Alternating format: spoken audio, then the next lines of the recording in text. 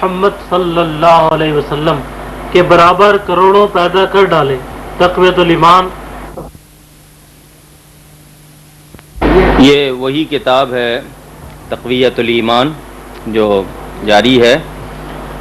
یہ جو آپ نے دوسرا ابھی حوالہ پوچھا ہے یہ ہے صفحہ نمبر 30۔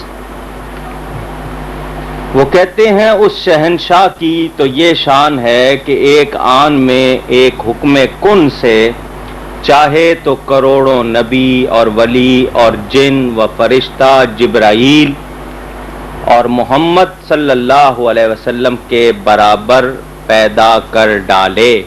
یعنی یہ دیکھ لیں ان کی اپنا حوالہ ہے، ایک حکم کن سے چاہے تو کروڑوں جبرائیل اور محمد صلی اللہ علیہ وسلم پیدا کر ڈالے۔ یعنی واضح طور پر ان کے نزدیک نبی پاک صلی اللہ علیہ وسلم کی کوئی اہمیت، کوئی عظمت، کوئی فضیلت، مرتبت نہیں، اور وہ محمد صرف لکھا ہے، یعنی حضور صلی اللہ علیہ وسلم کے ساتھ کوئی القاب بھی نہیں لکھے۔ تو ان کا یہ کہنا پیدا کر ڈالے تو وہاں جو ہے وَلَٰكِن رسول اللہ وخاتم النبیین قرآن میں ہے کہ وہ آخری نبی ہیں، تو اگر کروڑوں پیدا ہو گئے تو کیا وہ سارے خاتم النبیین ہوں گے؟ یعنی عجیب سی بات ہے، قرآن کا مذاق اڑانے والی بات ہے۔ تو صاف لکھا ہے، یعنی اس کا بھی حوالہ یہ دیکھ لیں کہ ان کی اصل کتاب میں وہ عبارت موجود ہے۔ جی اگلا حوالہ عبارت نمبر 12۔ حضور اکرم صلی اللہ علیہ وآلہ وسلم مر کر مٹی میں مل گئے، معاذ اللہ۔ کتاب تقویۃ الایمان، صفحہ 59۔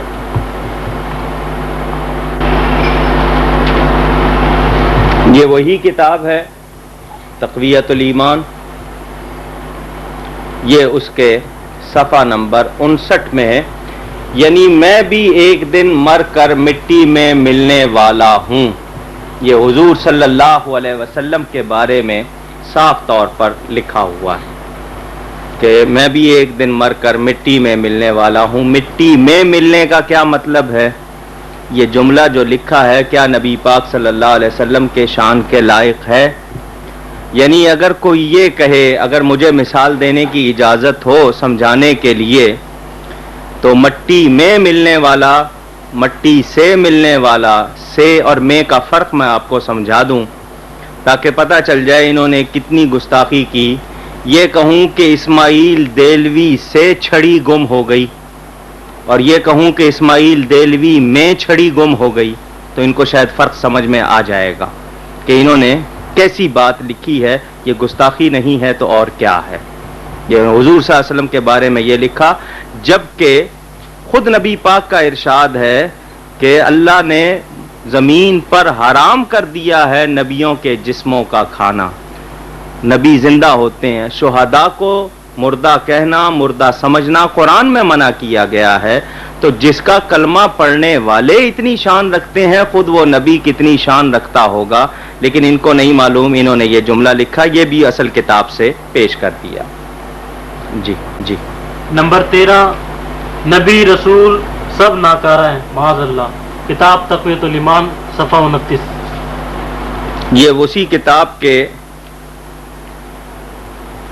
صفحہ 29 پر، یہ وہی تقویۃ الایمان ہے، اسی کتاب کے صفحہ 29 پر لکھتے ہیں، یعنی اللہ سے زبردست کے ہوتے ایسے عاجز لوگوں کو پکارنا نہ کچھ فائدہ اور نقصان نہیں پہنچا سکتے۔ محض بے انصافی ہے کہ ایسے بڑے شخص کا مرتبہ ایسے ناکارے لوگوں کو ثابت کیجئے۔ ایسے بڑے شخص کس کو لکھا؟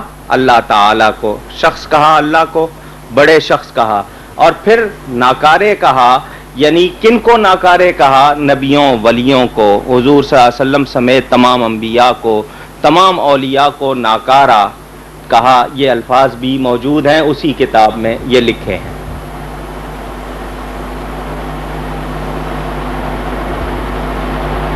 جی عبارت نمبر 14۔ نبی کا ہر جھوٹ سے پاک اور معصوم ہونا ضروری نہیں۔ کتاب تصفیۃ العقائد، صفحہ 25۔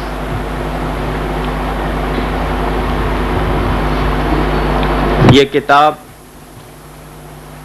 تصفیۃ العقائد لکھنے والے محمد قاسم نانوتوی.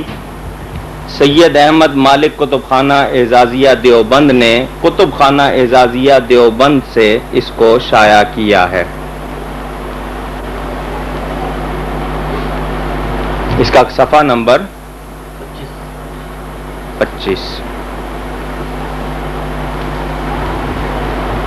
یہ جملہ لکھتے ہیں، ان کا اصل جملہ یہ ہے: بالجملہ علی العموم کذب کو منافی شان نبوت بہیمانی سمجھنا کہ یہ معصیت ہے، اور انبیاء علیہ السلام معاصی سے معصوم ہیں، خالی غلطی سے نہیں. یعنی انبیاء کو معصوم سمجھنا، ایسا سمجھنا غلطی سے خالی نہیں. کیا مطلب؟ یہ سخت غلطی ہے کہ نبیوں کو معصوم سمجھا جائے.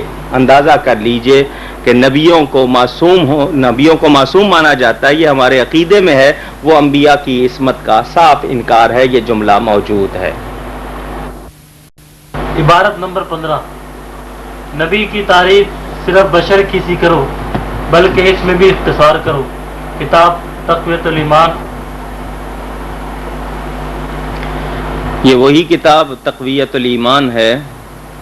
اس کے صفحہ 61 پر لکھتے ہیں، پہلے پیغمبر خدا کے پاس جانے کا ذکر کہتے ہیں، یعنی کسی بزرگ کی تعریف میں زبان سنبھال کر بولو، اور جو بشر کی سی تعریف ہو سو ہی کرو، سو ان میں بھی اختصار ہی کرو. یعنی یہ کہ حضور صلی اللہ علیہ وسلم کی تعریف کا مسئلہ ہو تو تعریف کرتے ہوئے بشر کی سی تعریف کرو اور اس میں بھی اختصار کرو. اب اس میں انہوں نے واضح طور پر کہہ دیا، اب اس کو اگر مان لیا جائے اور یہی ان کا اصول ہے تو پوچھتا ہوں کہ علماء دیوبند کی تعریف میں کیوں صفوں کے صفحے لکھ دیے گئے، کتابوں کی کتابیں لکھ دی گئیں. نبی کی تعریف کا مسئلہ ہے تو بشر کی سی تعریف کرو اور اس میں بھی اختصار کرو. اختصار کا مطلب یہ کہ بہت تھوڑی سی کرو، اتنی نہ کرو کہ جس کو ہم کہہ دیں کہ یہ مختصر نہیں بلکہ زیادہ ہے. تو خود ان کے لیے تو یہ حکم، اور ان کا نام لکھا جائے تو پہلے 6 سطریں القاب کی لکھی جائیں، جبکہ نبی پاک صلی اللہ علیہ وسلم کا نام لکھنے کے لیے صرف محمد لکھتے ہیں. معاذ اللہ، یہ لوگ وہ ہیں کہ حضور صلی اللہ علیہ وسلم کا نام لکھنے میں ان کو اتنا بھی خیال نہیں ہے، اور وہ کہتے ہیں بشر کی سی تعریف کرو. تو یہ حوالہ بھی اس کتاب میں موجود ہے. حوالہ نمبر 16. عبارت یہ ہے: بڑے یعنی نبی صلی اللہ علیہ وسلم اور چھوٹے یعنی باقی سب بندے بے خبر اور نادان ہیں. کتاب تقویۃ الایمان، صفحہ 24. یہ بھی وہی کتاب تقویۃ الایمان، اس کے صفحہ نمبر 24. لیجئے جی، یہ عبارت دیکھیے: سب بندے بڑے اور چھوٹے. پہلے وہ بتا چکے ہیں کہ نبی کو بڑائی مل گئی تو وہ بڑے ہو گئے، اور ہم نہیں ملی ہم چھوٹے ہو گئے. سب بندے بڑے اور چھوٹے برابر ہیں، عاجز اور بے اختیار. اور یہ صاف طور پر انہوں نے یہ لکھ دیا ہے کہ نبی پاک صلی اللہ علیہ وسلم یا دوسرے بزرگوں کو برابر. یا اب دیکھیں ان کے ساتھ ہی لکھتے ہیں کہ سب ان باتوں میں بھی سب بندے بڑے ہوں یا چھوٹے یکساں بے خبر ہیں اور نادان.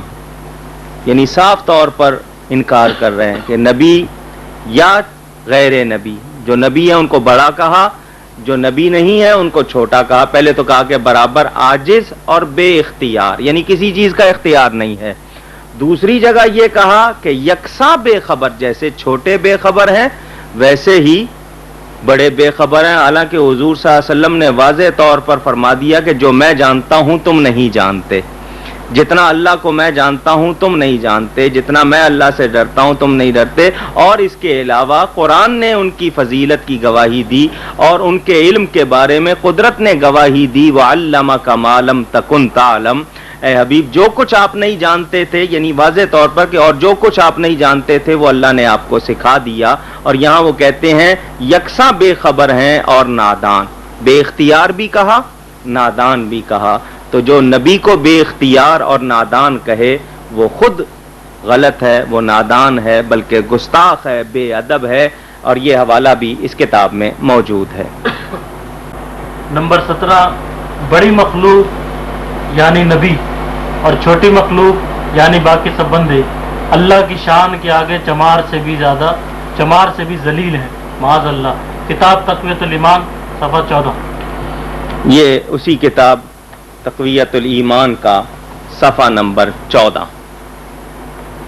صاف طور پر لکھا ہے ہر مخلوق بڑا ہو یا چھوٹا وہ اللہ کی شان کے آگے چمار سے بھی ذلیل ہے، معاذ اللہ ثم معاذ اللہ۔ واضح طور پر یہ جملہ دیکھیے، حالانکہ وکان عند اللہ وجیہا، قرآن میں اللہ فرماتا ہے اور اللہ کے نزدیک حضور صلی اللہ علیہ وسلم بڑی شان والے ہیں۔ وکان فضل اللہ علیہ عظیما، ان کی شان میں کہ اور آپ پر تو اللہ کا فضل عظیم ہے، اور یہ معاذ اللہ ثم معاذ اللہ نقل کفر نباشت چمار کا لفظ لگا رہے ہیں اور کہہ رہے ہیں اس سے بھی زیادہ ذلیل ہے، اور اس میں بڑا چھوٹا کسی کی تخصیص نہیں رکھی۔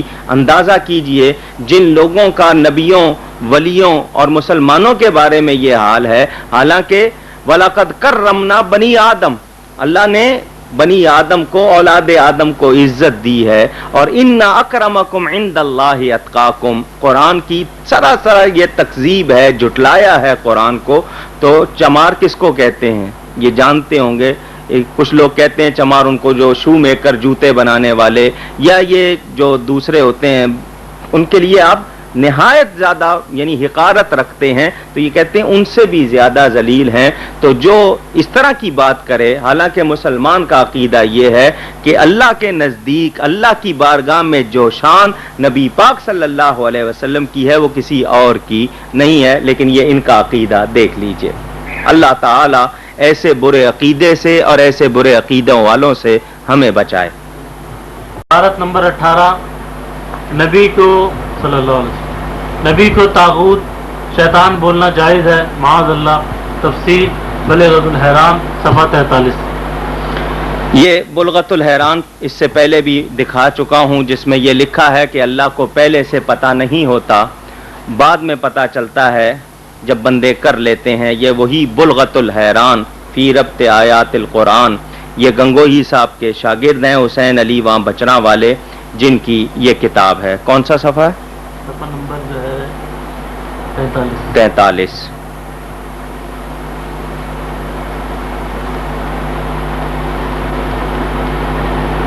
یہ صاف طور پر لکھا ہے، یہ آیت لکھی ہے، اس کے بعد اس معنی بموجب طاغوت جن اور ملائکہ اور رسول کو بولنا جائز ہوگا، معاذ اللہ ثم معاذ اللہ۔ اب طاغوت کس کو کہتے ہیں اس کی گواہی کے لیے بھی میں علماء دیوبند کی ہی پیش کرتا ہوں۔ پہلے تو آپ نے یہ عبارت دیکھ لی، بلغۃ الحیران صفحہ نمبر 43، 43، کلما عبد من دون اللہ فہو طاغوت، کہ اللہ کے سوا جتنے بھی ہیں وہ سب ان کو کہہ رہے ہیں طاغوت ہیں۔ یہ کتاب دوسری دیکھیں، مصباح اللغات، یہ ڈکشنری ہے، مکمل عربی اردو ڈکشنری لغات، اور اس کو بھی تیار کرنے والے سابق استاد دارالعلوم دیوبند ابو الفضل عبد الحفیظ بلیاوی صاحب، مکتبہ برہان اردو بازار جامعہ مسجد دہلی سے یہ چھپی ہوئی ہے۔ غالباً اس میں سن بھی ہوگا، یہ 1369 1950، مطبوعہ ہمدرد پریس دہلی، اور یہ انہوں نے دارالعلوم دیوبند کے ہی نام اس کا انتساب کیا ہے۔ اس میں وہ طاغوت کے معنی انہی سے پوچھے جائیں۔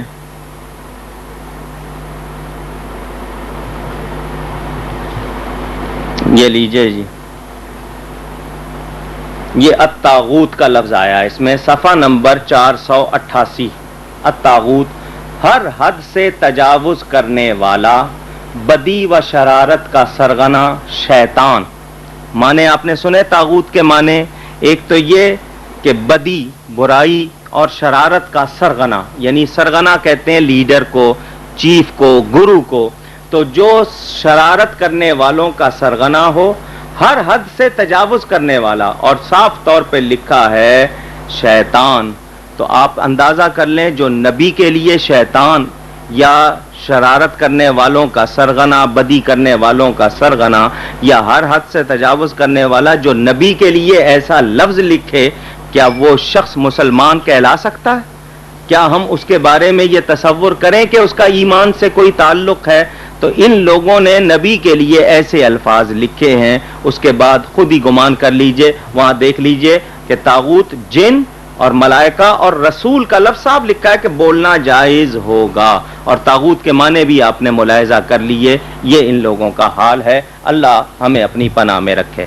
جی عبارت نمبر 19، گاؤں میں جیسا درجہ چودھری زمیندار کا ہے ویسا درجہ امت میں نبی کا ہے، کتاب تقویۃ الایمان صفحہ 61۔ یہ وہی کتاب تقویۃ الایمان کا حوالہ پھر آیا ہے،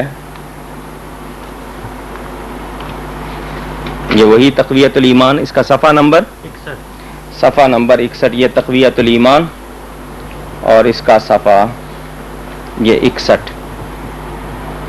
صاف طور پر بولتے ہیں جیسا ہر قوم کا چودھری اور گاؤں کا زمیندار، سو ان مانو کر ہر پیغمبر اپنی امت کا سردار ہے۔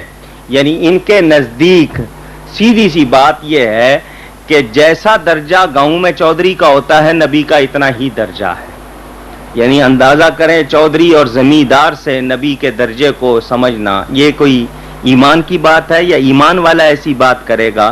یہ حوالہ بھی اسماعیل دہلوی، جس کو یہ شہید کہتے ہیں، اپنا امام کہتے ہیں، یہ دیوبندی وہابین کو اسماعیلی کہنا چاہیے کیونکہ اس کو اپنا امام مانتے ہیں، یہ ان لوگوں کا عقیدہ ہے۔ اس کتاب کے کفریات، اور گنگوئی صاحب لکھتے ہیں اس کتاب کو رکھنا ثواب، پڑھنا ثواب، تو کفریات والی کتابوں کا رکھنا اگر ثواب ہے تو پھر اعلیٰ حضرت فاضل بریلوی نے سچ کہا کہ شرک ٹھہرے جس میں تعظیم حبیب، اس برے مذہب پہ لعنت کیجئے۔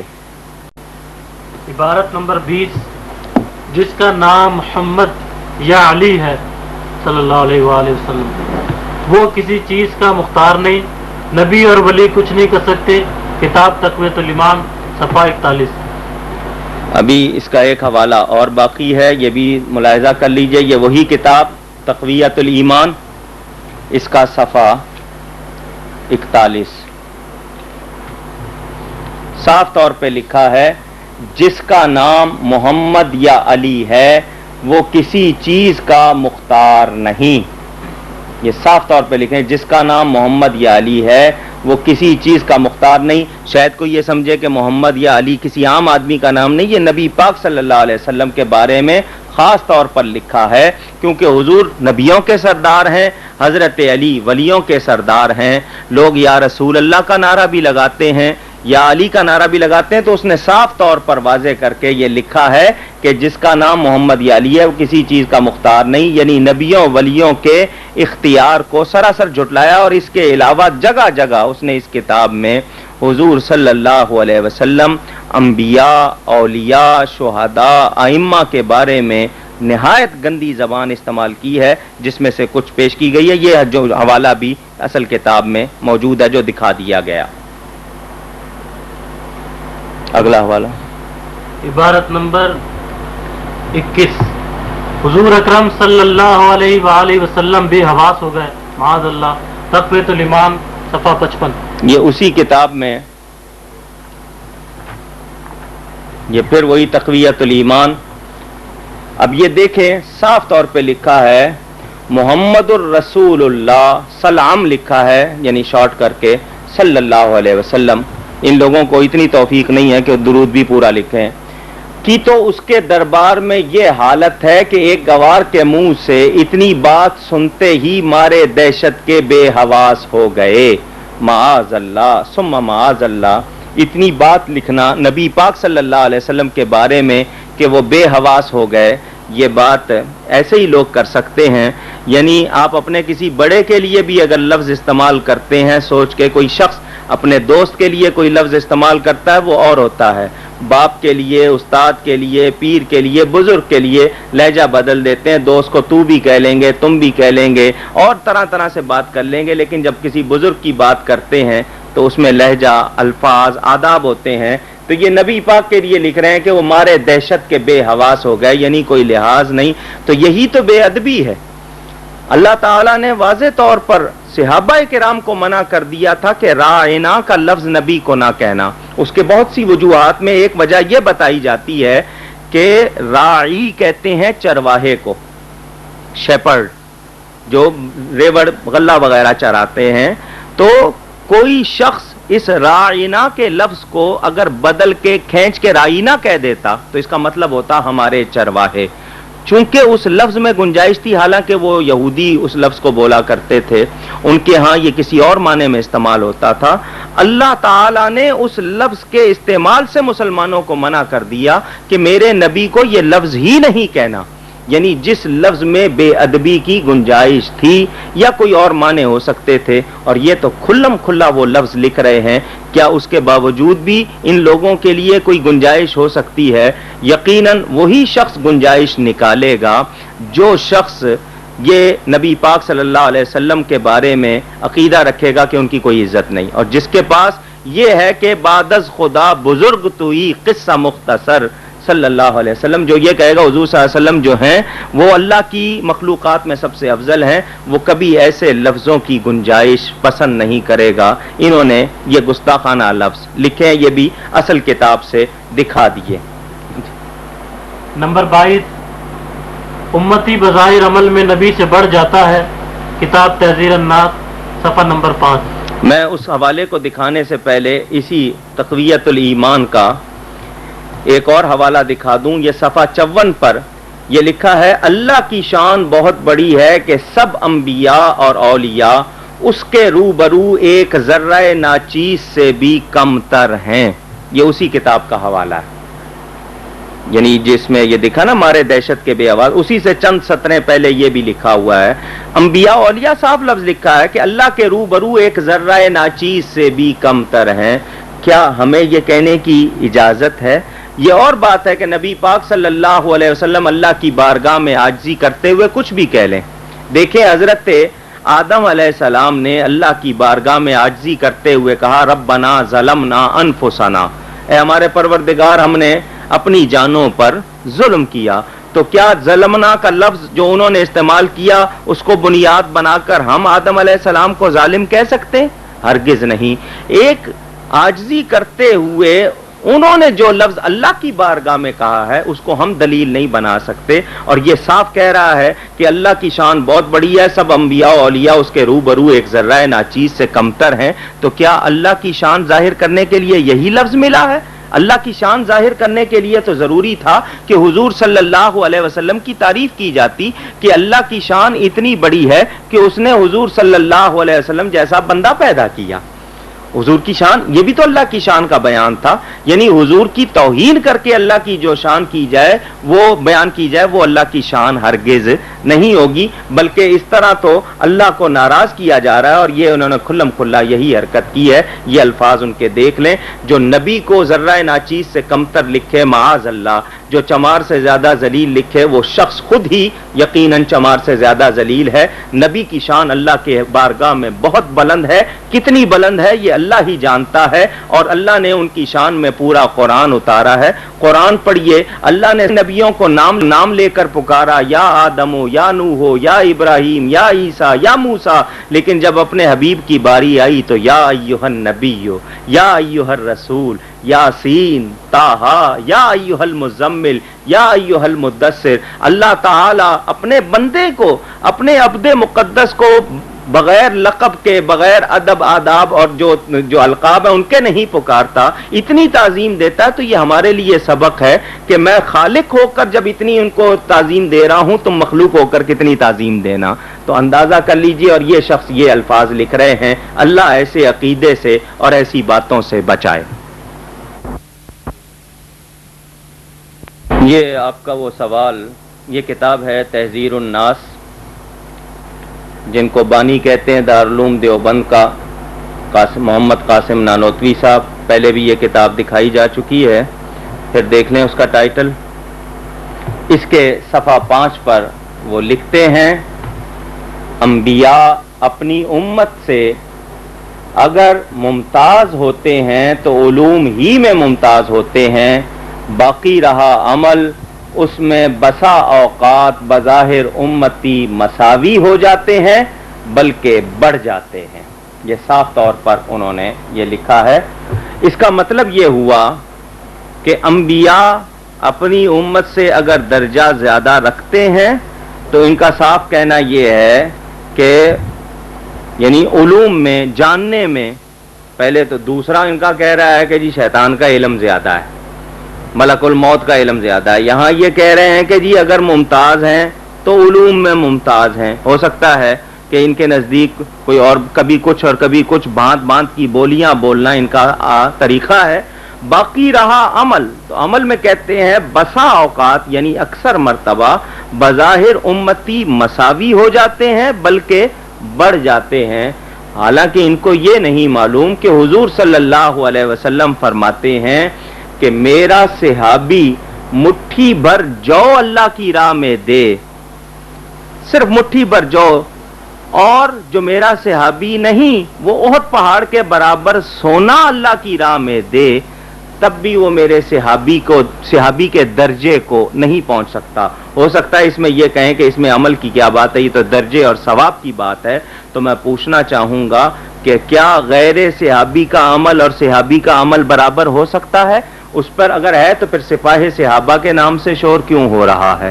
پھر یہ ساری باتیں کیوں ہو رہی ہیں کہ غیر صحابی کو صحابی کے برابر نہ مانا جائے اور غیر نبی کے لیے یہ کہا جائے کہ وہ عمل میں بڑھ بھی سکتا ہے؟ تو ماننا پڑے گا کہ ان لوگوں کے نزدیک نبی اور غیر نبی میں کچھ فرق نہیں. یہ نبی کو اپنے جیسا ہی سمجھتے ہیں بلکہ ان سے بڑھنے کی